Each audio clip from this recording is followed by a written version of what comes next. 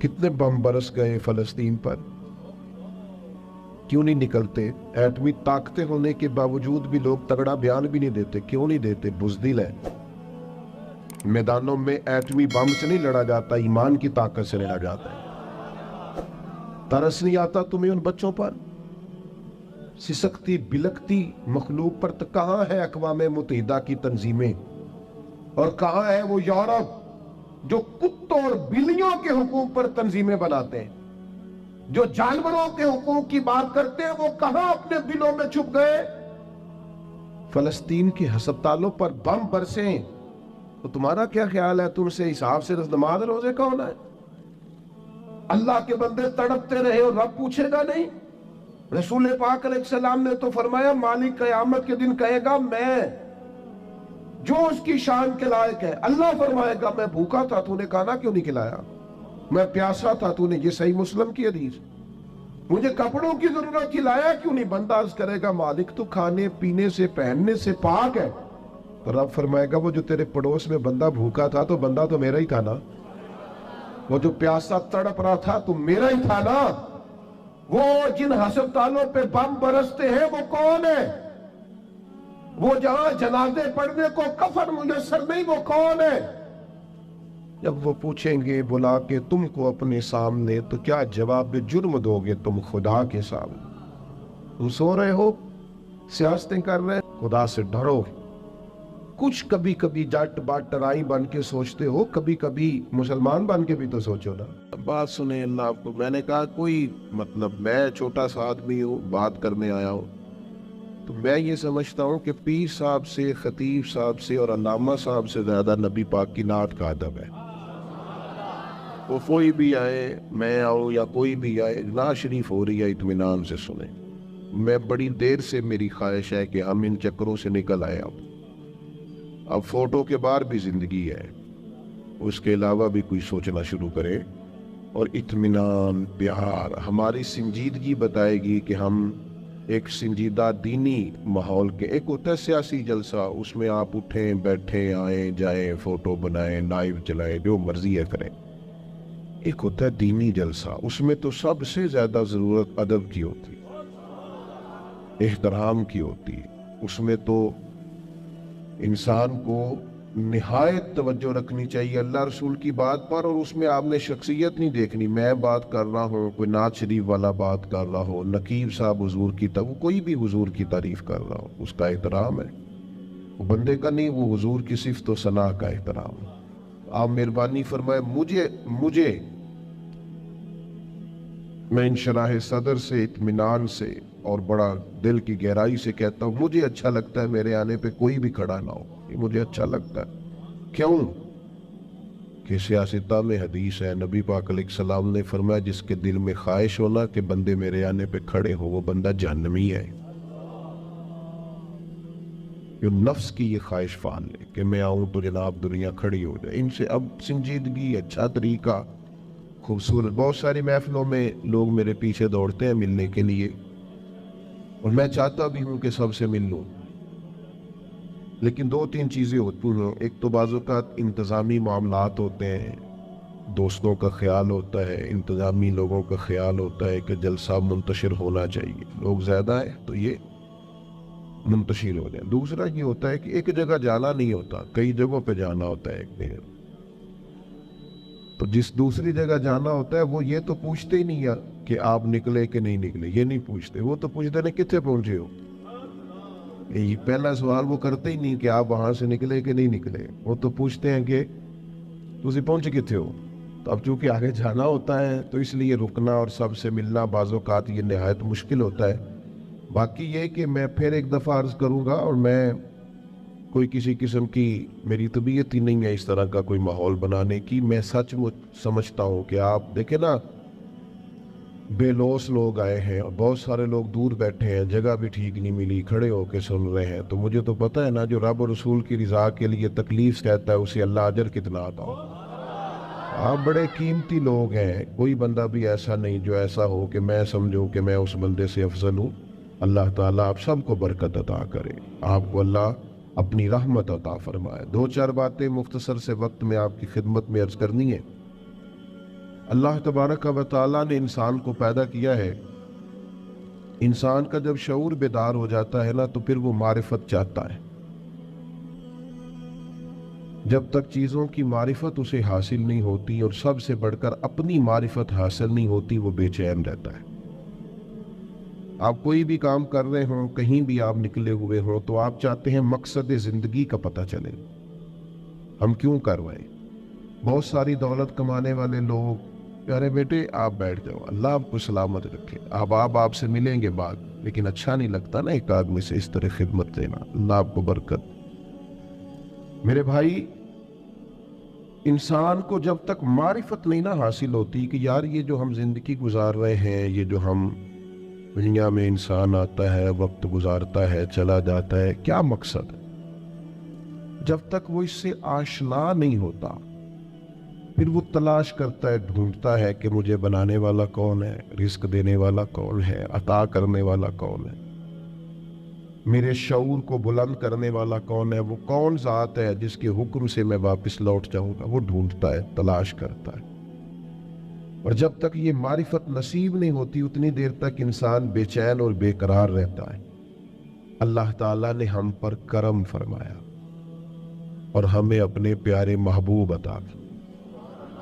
رب فرماتا ہے یہ محبوب پتہ کیا کریں گے، وَدَاعِيًا إِلَى اللَّهِ بِإِذْنِهِ، یہ تمہیں رب کی طرف دعوت دیں گے اس کے علم سے، یہ تمہیں اللہ کی جانب بلائیں، یہ تمہیں معرفت الہی دیں گے، تمہیں مقصد حیات سمجھائیں گے، تمہیں بتائیں گے تمہارا پیدا کرنے والا کون ہے، پالنے والا کون ہے، شعور دینے والا کون ہے.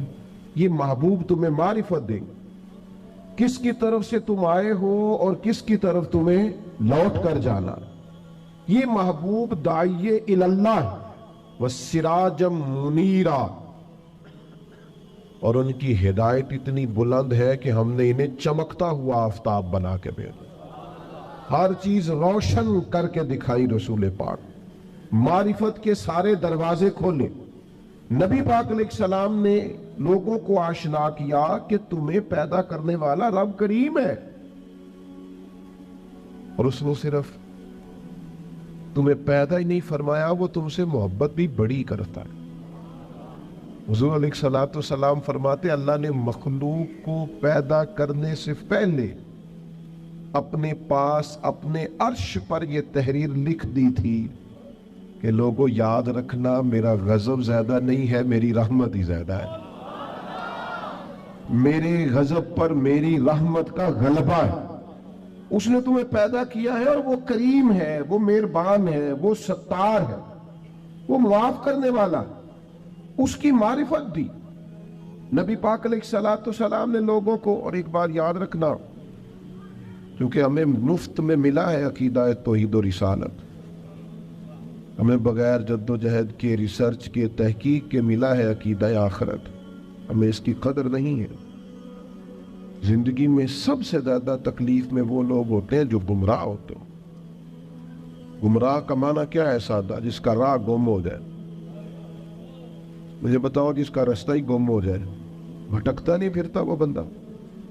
جو دنیا میں گمراہ لوگ ہیں، گمراہ، اور ایسا نہیں کہ وہ لوگ غریب ہیں یا ان پڑھ ہیں. اب دنیا میں گھومے، پی ایچ ڈی بندہ، دنیاوی طور پر بہت بڑی ڈگری، مالدار، کئی ملکوں میں بزنس، لیکن شام کو پوجا کس کی کرتا ہے؟ معاذ اللہ بت کی، پتھر کی. کھڑا کس کے سامنے ہوتا ہے؟ پتھر کے. خدا کا شکر ادا کریں. ہمیں خود سے کوشش کر کے ہدایت ڈھونڈنی پڑتی تو بڑی مشکل تھی. رب نے فضل کیا ہے، مدینے والے محبوب کی امت میں پیدا فرما دیا. یہ جو رستہ واضح نظر آیا ہے، کھلا ہوا نظر آیا ہے، ہدایت کے مینارے نظر آئے ہیں، یہ بہت بڑا احسان ہے اللہ تعالیٰ. رسول پاک علیہ السلام نے جو ہمیں نماز کا، سجدے کا، روزے کا، صدقات کا، اللہ کی طرف اسے راضی کرنے کے لیے کسی بھی عمل کا جو حضور نے سبق پڑھایا، تو یہ ہمارے لیے رستہ آسان ہو گیا. آسان. نبی پاک علیہ السلام نے دلوں کی کھیتی کو آباد کر دی.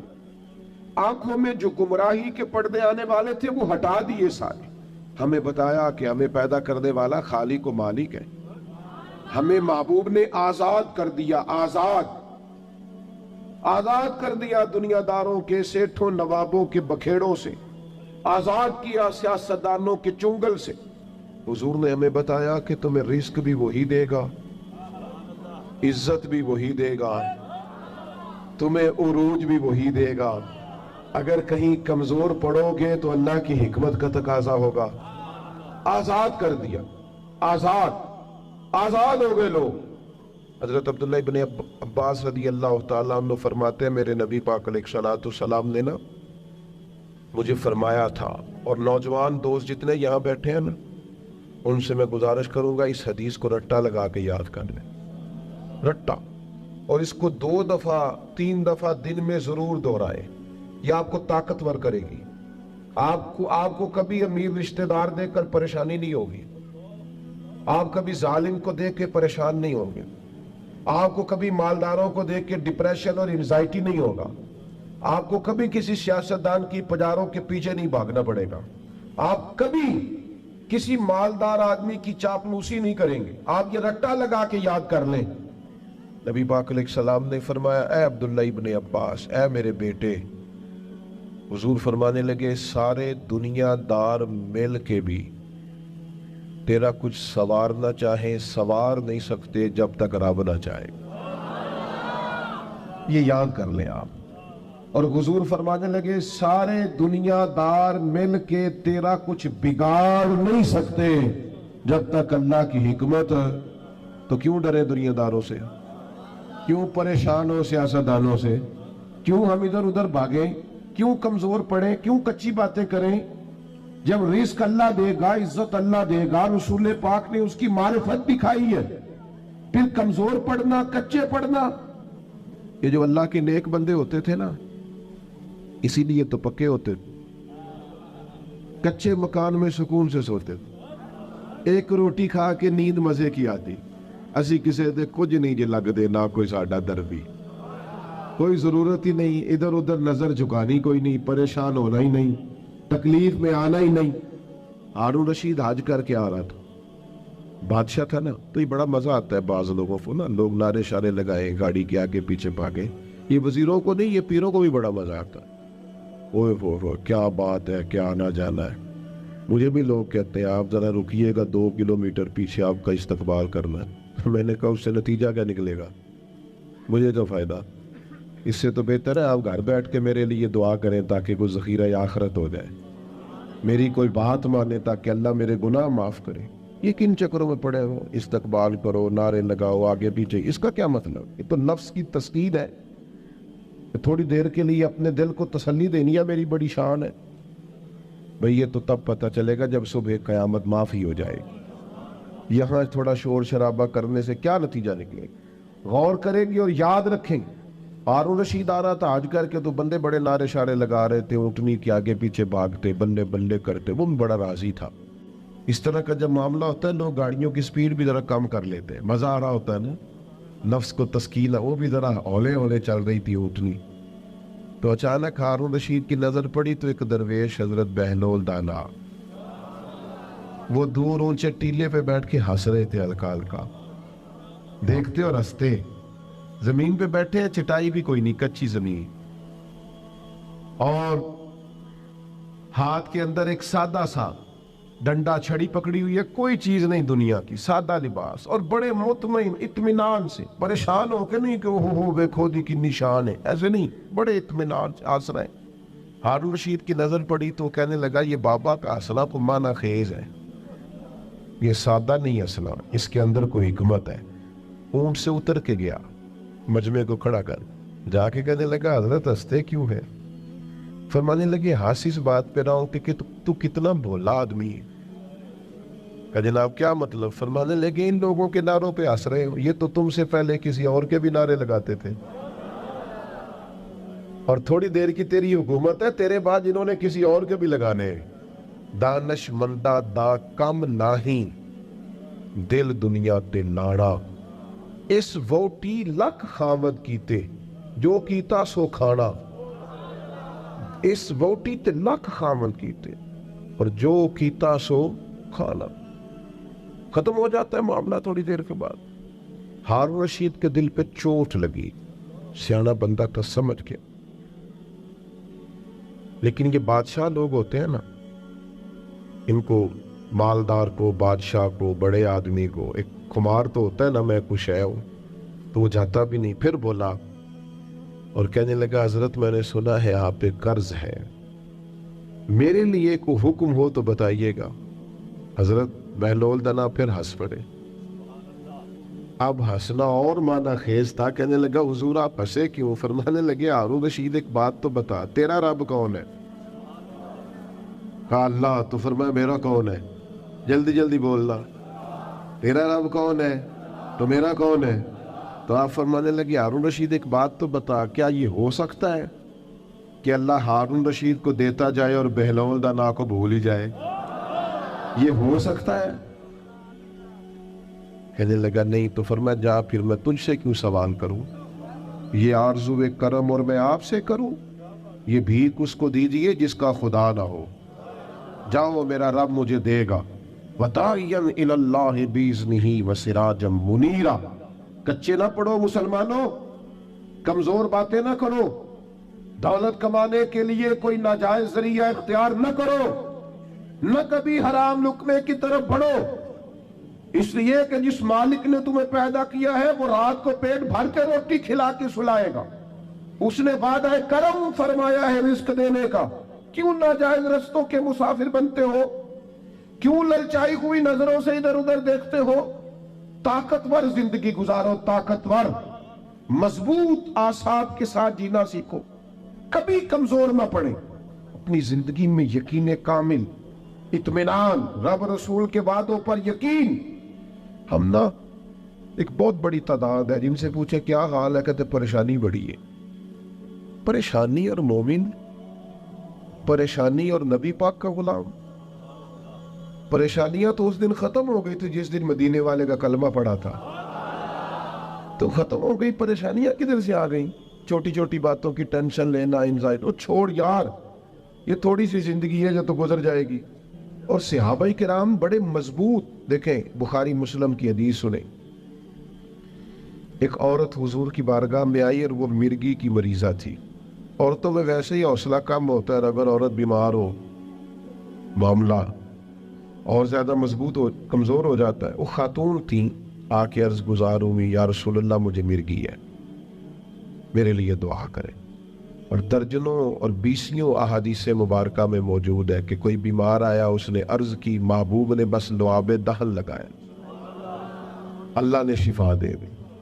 یہ تو خزانہ کرم ہے نا شفا کا. یہاں سے تو جو گزر گیا ہے, ان کے تو نام میں شفا ہے, ان کے تو ذکر پاک میں شفا ہے, ان کے تو تذکرہ نور میں شفا. یا رسول اللہ دعا کر دے. حضور ہمیشہ دعا کرتے, لیکن آج ایک سبق پڑھایا امت. حضور فرمانے لگے, اگر تو کہے تو میں تیرے لیے دعا کر دیتا ہوں, اللہ شفا دے گا. اور اگر تو کرے صبر.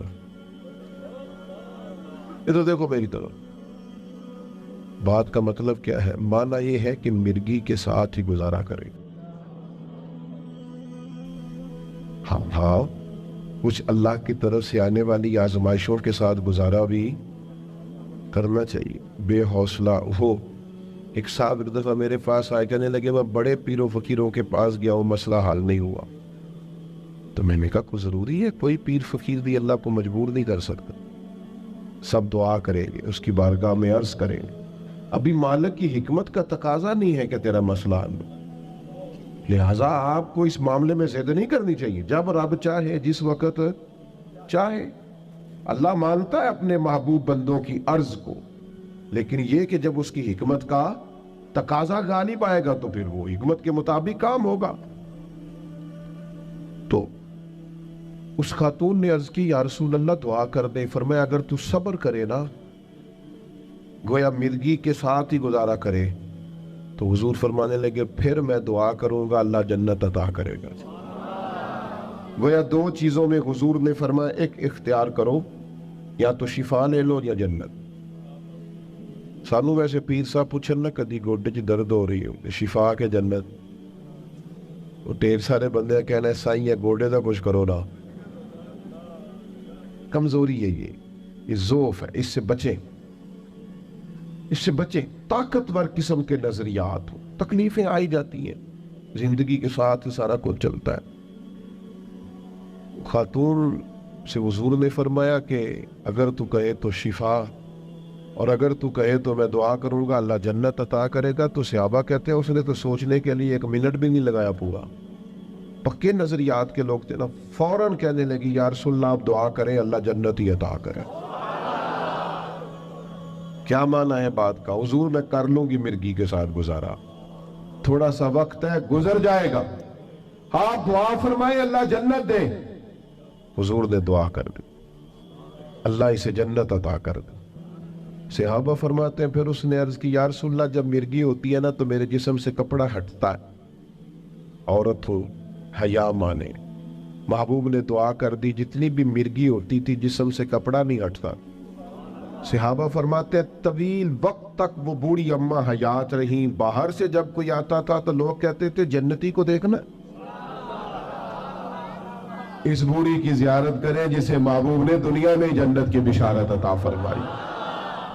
کچے نہ پڑے میرے عزیز. ذہنی طور پر آپ یقین کریں ابھی تک لوگ مسئلہ پوچھتے ہیں کہ کالی بلی رستہ کاٹ جائے تو کیا ہوتا ہے. میں کیا کالی گڈی کٹ جائے تو پھر کی ہوتا ہے. اور پیر تویز دھاگے والے اللہ خیر کرے صبح 9 بجے تو ڈیگر تک تویز لکھ دے. پیروں کا کام تو تبلیغ کرنا ہے, تعلیم دینا ہے, قرآن حدیث پڑھانا ہے. آپ تویز دھاگا کر رہے ہیں کریں, ناجائز نہیں. لیکن جو لوگ لوگوں کو کمزور کرتے ہیں, جنہیں منڈیاں دا کام کرن نو دل نہیں کرتا, سارے انو کالا جادو ہو گیا. وہ کام کر کوئی میرے بھائی مہربانی کر باہر نکل جدوجہد کر. جادو کدھر سے آ گیا؟ جادو اتنا ہی فارغ ہے تیرے پاس ہی آ گیا. کوئی کام کرے, کوئی ہمت کرے, جدوجہد کرے. کمزور ضعف اعتقادی. پیر صاحب کے پاس گئے تو پیر صاحب نے کہا تینوں کسی نے کچھ کیتا ہے. اور پیر صاحب اللہ سے ڈرو, یہ بیچارہ سارا دن بدگمان رہے گا, کس کس کے بارے میں برا سوچے گا, کس شخص سے نفرت کرے گا, کیا کیا اس کے ذہن میں آئے. اتنا آپ نے اس کے ذہن کو بدگمان کر لیں. ڈرو اللہ سے. مسلمان کبھی ضعف اعتقادی کا شکار نہیں ہوتا. یہاں تک کہ کچھ لوگ کہتے ہیں جی مجھے بندش کر دی ہے کسی نے. آپ میں سے جو میری طرح کم پڑھا لکھا آدمی ہے وہ بھی اپنے دل پہ ہاتھ رکھ کے بتائے ادھر دیکھے میری طرف.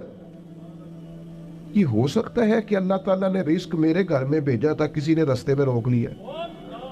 جلدی بتاؤ, ہو سکتا ہے؟ تو یہ بندش کیا بلا ہوتی ہے؟ بے برکتی ہو جاتی ہے, نظر لگ جاتی ہے. یہاں تک تو مسئلہ ٹھیک ہے. یہ کیا بات ہوئی اللہ نے بھیجا تھا اور بندے نے رستے میں. وہ کوئی خدا کا خوف کرو. کس طرح کی باتیں کرتے ہو؟ مومن کی یہ بات ہوتی ہے. اللہ کے بندے اس طرح سوچتے ہیں. کوئی ضعف اعتقادی نہیں, کوئی کمزوری نہیں. 313 کا لشکر, 1000 سے مقابلہ. نہ زرہیں, نہ تلواریں, نہ گھوڑے, نہ سامان زہر و ضرب. یا رسول اللہ کرنا کیا ہے؟ فرمایا رب کا نام لے کے کھڑے ہو جاؤ, اللہ فتح عطا کر دے. وہ تم نکلو میدان میں لیکن خدا کا